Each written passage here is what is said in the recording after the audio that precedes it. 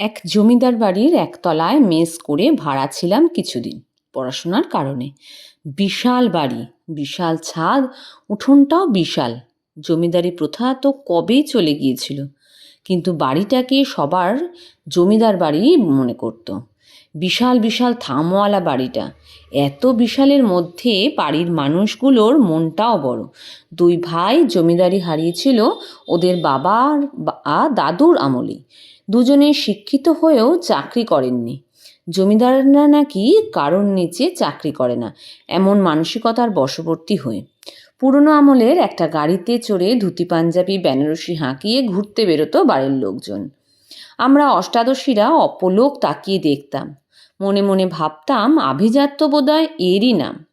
বাড়ির সামনে কেউ সাহায্যের হাত পেতে দাঁড়ালে এরা ঠেলে ভিক্ষা দিত। বেশ একটা রাজকীয় ব্যাপার ছিল। ওই বাড়ির কাকু জেঠুরা আমাদের খুব ভালোবাসত।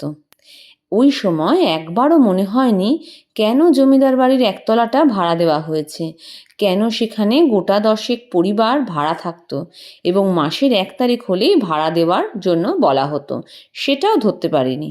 বাস্তব বুদ্ধি কম ছিল বলেই হয়তো জমিদার বাড়ির ভাঙা ইটের ফাঁকের অভাবগুলো চোখ এড়িয়ে গিয়েছিল। বেনারসি শাড়ি আর কাজ করা পাঞ্জাবির চাকচিক্যতেই মজেছিলাম বেশি। আসলে যে বয়সে যেটা আকর্ষণ। দিনরাত নামি দামি রান্নার সুগন্ধে বাড়িটা ম ম করত। সে এক ইলাহি ব্যাপার। হাত বাড়ালেও ওর উপরতলার মানুষগুলোকে ছোঁয়া যেত না যেন।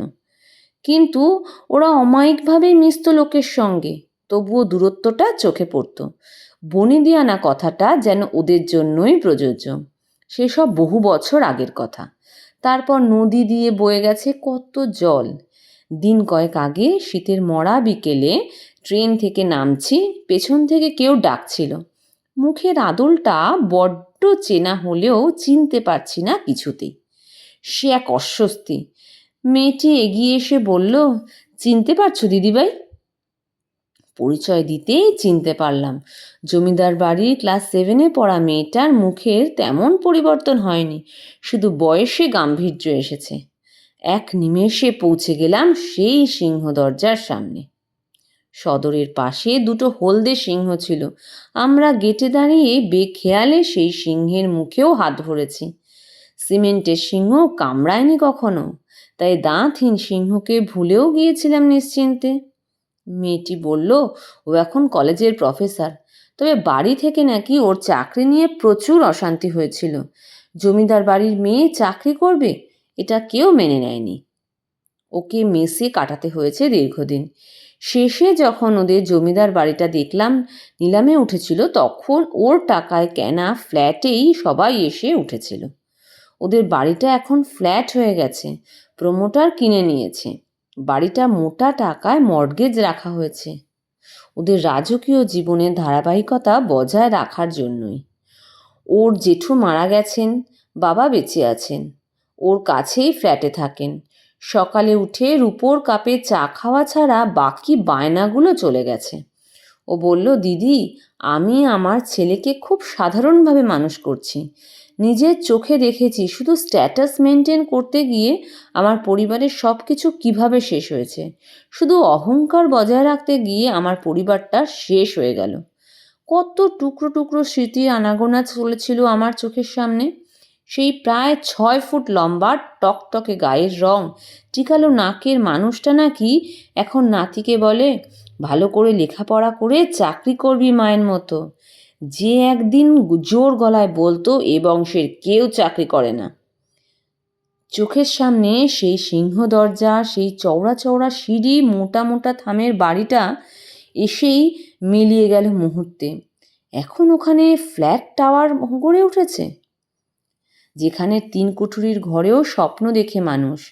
অহংকার জিনিসটা অনেকটা বট গাছের মতো। প্রথম যখন কোনো পাঁচিলে জন্মায়, তখন ছোট কাণ্ড আর ঘন সবুজ পাতা নিয়ে বেশ আকর্ষণীয়। তারপর যখন ওই কচি গাছটা নিজের আসল রূপ ধারণ করে, তখন মোটা গাঁথনির পাঁচিলে ফাট ধরিয়ে দেয়। শিকড় যে কোথায় কোথায় ছড়িয়ে গেছে খুঁজেও পাওয়া মুশকিল। পাঁচিল ফেলে দেওয়া ছাড়া উপায় থাকে না। অহংকারও তাই। অল্প বিস্তর হলে সেটা ততটা ক্ষতিকারক নয়, কিন্তু যখনই সেটা নিজের জায়গা গড়ার জন্য তৎপর হয় তখন সেই মানুষকে পতনের দিকে নিয়ে যায় খুব দ্রুত। অহং বড় বেইমান বস্তু, কখন যে কার কাছ থেকে কার কাছে চলে যাবে বুঝতেও পারবে না। আবার যার ঘাড়ে ভর করবে তাকেও যে কখন ধ্বংস করে দেবে সেটাও টের পাওয়া মুশকিল। মাঝে মাঝে নিজের পা দুটো মাটিতে আছে কিনা পরখ করে নেওয়াই বুদ্ধিমানের কাজ। এই রকমই এক হারিয়ে যাওয়া জমিদার বাড়ির গল্প লিখেছিলাম চেনা অচেনা ভিড়ে বইটিতে লিখেছেন। হয়তো আপনাদের মনেও থাকবে গৌরীশঙ্কর আর মাধবীলতাকে। কলমে অর্পিতা সরকার, কণ্ঠে আমি প্রীতা।